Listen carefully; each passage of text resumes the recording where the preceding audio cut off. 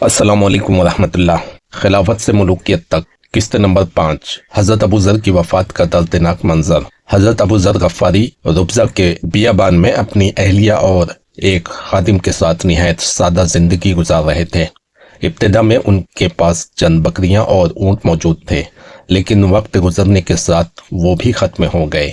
यहाँ तक कि गुर्बत इस हद तक बढ़ गई कि रोज़ाना का खाना भी मुश्किल से मैसर आता था। इब्न साद तबकात जिल्द 4 सफ़ा 227, इब्न कसीर अल बिदाया व निहाया जिल्द 7 सफ़ा 169। 32 हिजरी में उनकी हालत बहुत ज़्यादा बिगड़ गई तो उन्होंने अपनी बीवी को तसल्ली देते हुए कहा, रो मत और घबराना नहीं।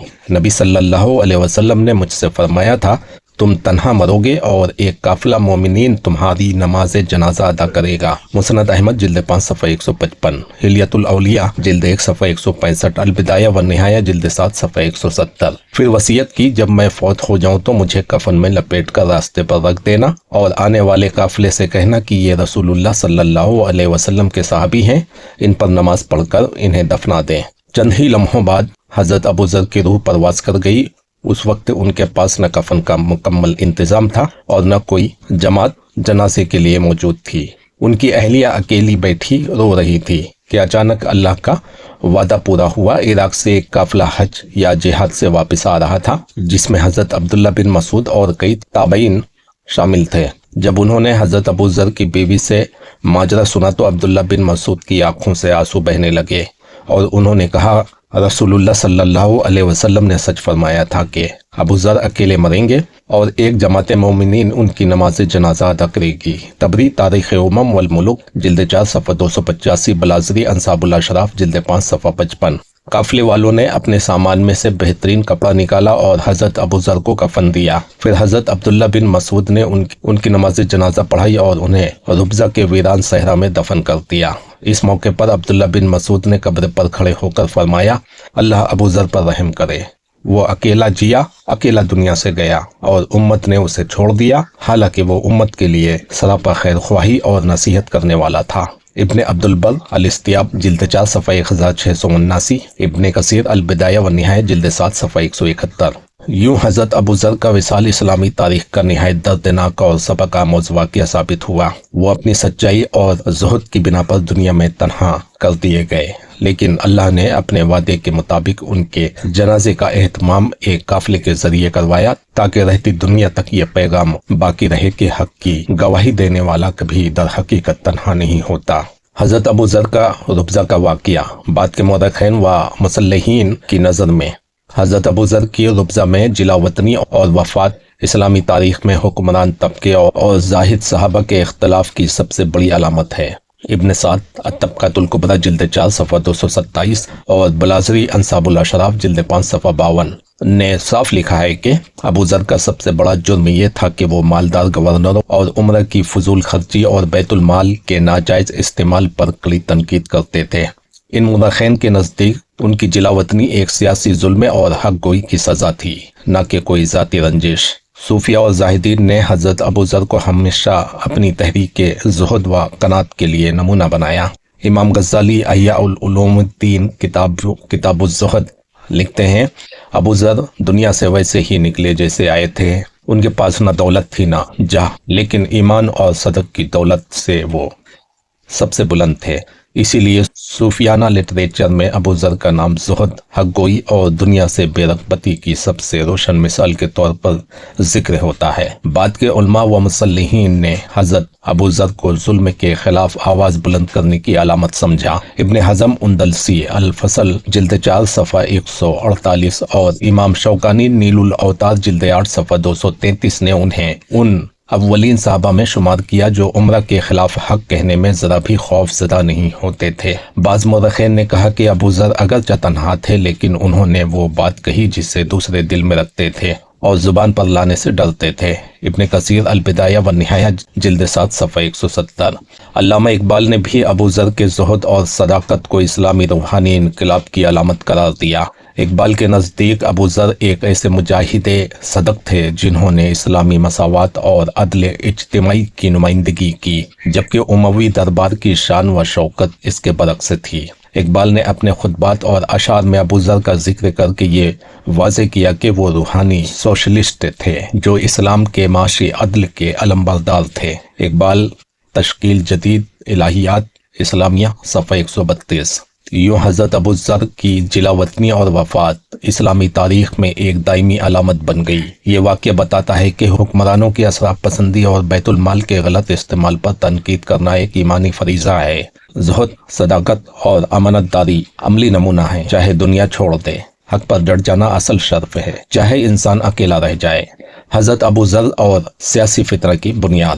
حضرت ابو ذر کے ربضہ میں جلا وطنی صرف ایک شخص کا معاملہ نہ تھا بلکہ عوامی سطح پر ایک علامت بن گیا۔ وہ نبی صلی اللہ علیہ وسلم کے جلیل القدر صحابی تھے اور سب جانتے تھے کہ ان کا جرم صرف یہ تھا کہ وہ عمرہ اور گورنروں کی فضول خرچی اور بیت المال کے غلط استعمال پر اعتراض کرتے تھے۔ جب ایک ایسے عظیم صحابی کو مدینہ سے نکالا گیا تو عوام میں یہ تاثر گہرا ہوا کہ خلافت کا نظام عام مسلمانوں کے بجائے صرف امیر طبقے کی حمایت کر رہا ہے۔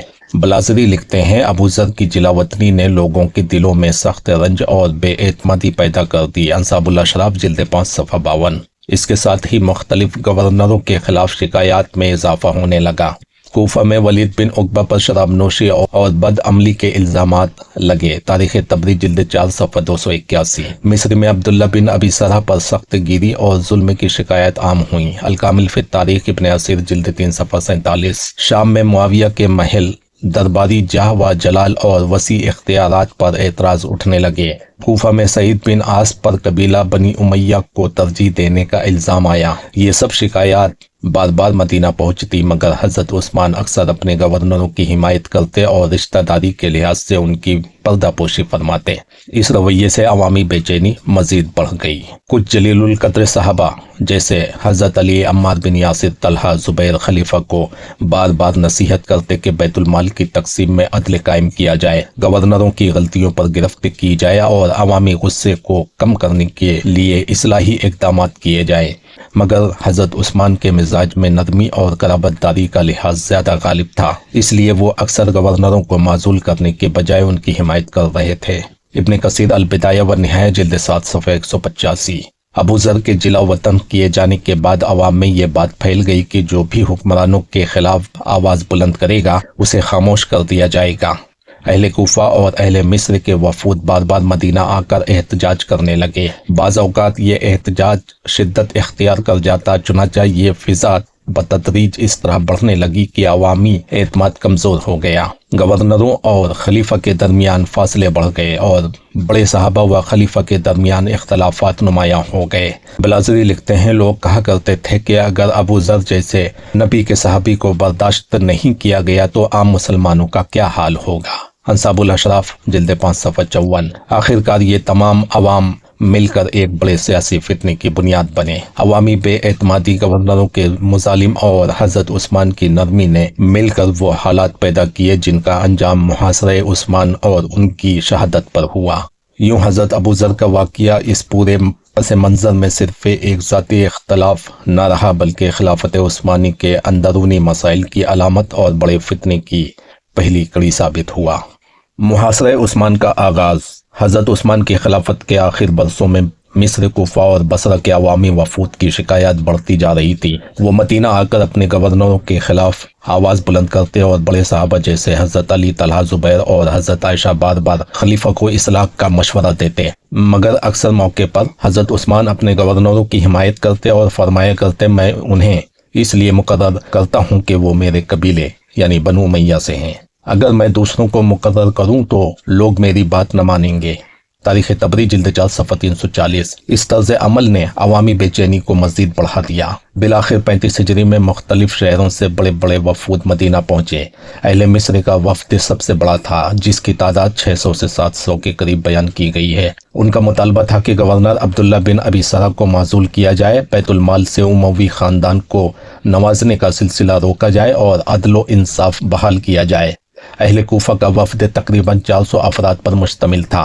ان کی شکایات میں ولید بن عقبہ اور بعد میں سعید بن عاص کی زیادتی اور زمینوں کو بنو امیہ کے نام منتقل کرنا شامل تھا، اور اہل بصرہ کا وفد تقریباً 300 افراد پر مشتمل تھا، اور وہ بھی یہی مطالبات لے کر آئے کہ उनके गवर्नर को हटाया जाए और बैतुल माल का इंतजाम दुरुस्त किया जाए। अलबिदाया व निहाया इब्न कसीर जिल्द 7 सफ़ा 190, तारीख़ तबरी जिल्द 4 सफ़ा 340। ये तमाम वफूद मदीना पहुंचकर बड़े साहबा के घरों पर गए। सबसे ज्यादा वो हजरत अली के पास गए और कहा कि आप रसूलुल्लाह सल्लल्लाहु अलैहि वसल्लम के दामाद हैं, आप हमें इंसाफ दिलवाएं। हजरत अली उनके साथ हजरत उस्मान के पास गए और उनके मुतालबात पेश किए। हजरत उस्मान ने वादा किया कि वो कुछ तब्दीलियां करेंगे, गवर्नरों को हटाएंगे और बैतुल माल के इंतजाम को बेहतर बनाएंगे।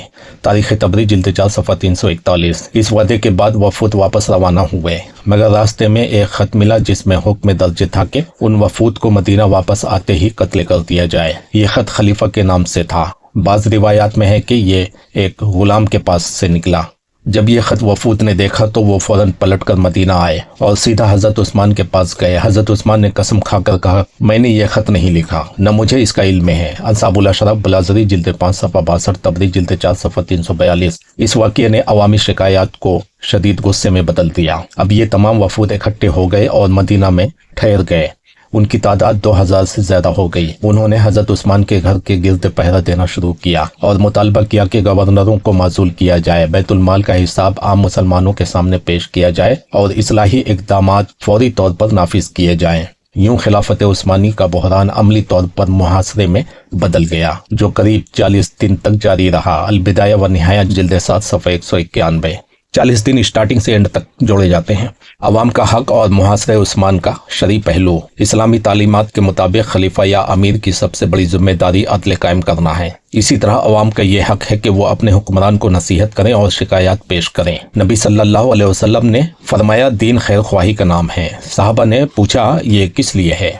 आपने फरमाया, अल्लाह के लिए, उसकी किताब के लिए, उसके रसूल के लिए, मुसलमानों के अइम्मा यानी हुक्मरानों और आम मुसलमानों के लिए। सही मुस्लिम हदीस नंबर 55। इससे वाज़ेह होता है कि हुक्मरान को नसीहत करना और शिकायत पहुंचाना दीन का हिस्सा है, बगावत नहीं। हजरत उस्मान के दौर में भी बड़े साहबा ने यही तर्ज अमल इख्तियार किया। हजरत अली, तलहा, जुबैर और दीगर अकाबिर ने बार बार खलीफा को मशवरा दिया कि बाज़ गवर्नरों को माजूल किया जाए और बैतुल माल के निज़ाम को दुरुस्त किया जाए। इसी तरह मिस्र, कूफा और बसरा से आए हुए वफूद ने भी आगाज में पुरअमन एहतजाज किया। वो खलीफा के पास ये मुतालबात लेकर आए थे कि अपनी पॉलिसियों पर नजरसानी करें, नाअहल गवर्नरों को हटाया जाए और अदल कायम किया जाए। तारीख़ तबरी जिल्द 4 सफ़ा 340, अलबिदाया व निहाया जिल्द 7 सफ़ा 190। उनके मुतालबात शरीयत की रूह से नसीहत और खैर ख्वाही के जुमरे में आते थे।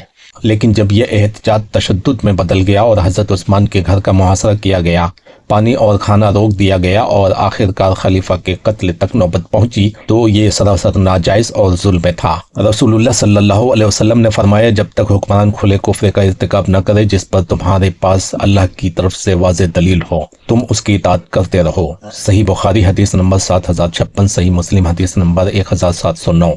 इस फरमान नबवी की रोशनी में नसीहत और शिकायत करना जायज़ है, मगर हथियार उठाना, मुहासरा करना और खलीफा को कत्ल करना शरन हराम और संगीन गुनाह है। यूं खुलासा ये बनता है कि हजरत उस्मान के खिलाफ अवामी एहतजाज का पहला मरहला यानी शिकायत और नसीहत जायज़ और दिन का हिस्सा था, लेकिन जब यही एहतजाज तशद्दुद और खूनरेज़ी में बदल गया तो वो सरी बगावत और जुल्म करार दिया गया। यही फ़र्क साहबा के तर्ज अमल और बागियों के तर्ज अमल के दरमियान वाज़ेह तौर पर नुमायां होता है। बड़े साहबा कराम की हजरत उस्मान को नसीहतें। हजरत उस्मान की खिलाफत के आखिरी दौर में हालात बिगड़ने से पहले ही दुरुस्त करने के लिए बड़े साहबा कराम ने बार बार नसीहत की। ये नसीहतें बगावत नहीं बल्कि खैर ख्वाही और दीन के उसूल के तहत थी।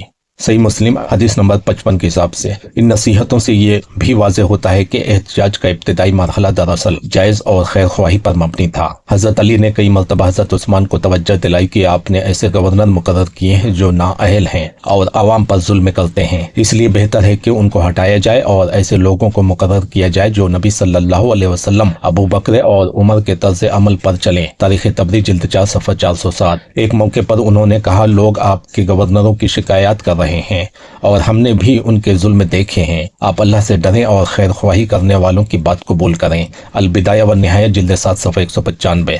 हजरत तलहा ने भी बराह रास्त कहा कि बैतुल माल को बनु उमैया पर खर्च किया जा रहा है और बाकी मुसलमानों का हक दबाया जा रहा है। अगर ये रविश न बदली तो लोग आपके खिलाफ खड़े हो जाएंगे। अंसाबुल अशराफ बलाजरी जिल्द 5 सफ़ा 58। हजरत जुबैर ने भी इस नौयत की नसीहत करते हुए कहा कि आपके आमिल आवाम के साथ सख्ती करते हैं, اور آپ ان کی حمایت کرتے ہیں۔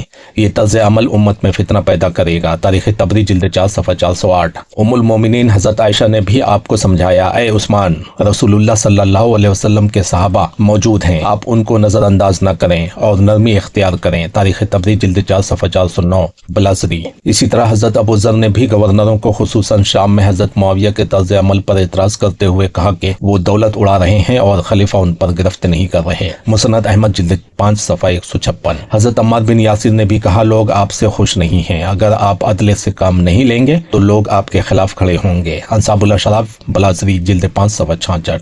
ان سب نصیحتوں کا مقصد یہ تھا کہ حضرت عثمان پرانی خلافت راشدہ کے طرز پر حکومت کریں، لیکن چونکہ وہ نہایت نرم دل تھے اور اپنے رشتہ داروں یعنی بنو امیہ پر زیادہ اعتماد کرتے تھے، اس لیے اکثر موقع پر ان نصیحتوں پر عمل نہ ہو سکا۔ اس کے نتیجے میں عوامی شکایات بڑھتی گئی اور احتجاج نے شدت اختیار کر لی۔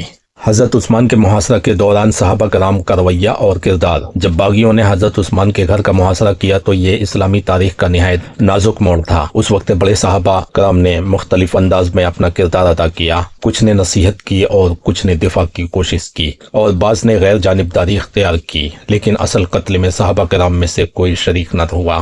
حضرت علی بار بار حضرت عثمان کے پاس آتے اور انہیں سمجھاتے کہ اے عثمان، لوگوں نے تمہیں گھیر لیا ہے، میں تمہارے لیے اللہ سے ڈرتا ہوں، تم لوگوں کی شکایتیں سنو اور ان کے ساتھ انصاف کرو۔ تاریخ تبری جلد 4 صفحہ 433۔ جب باغیوں نے پانی روک دیا تو حضرت علی نے اپنے بیٹوں حضرت حسن اور حسین کو حکم دیا کہ پانی اور سامان حضرت عثمان کے گھر پہنچائے۔ انصاب الاشراف بلازری جلد 5 صفحہ 68۔ اسی دوران انہوں نے یہ بھی فرمایا، اگر وہ عثمان کو قتل کریں گے تو یہ امت میں کبھی نہ ختم ہونے والا خون بہا ہوگا۔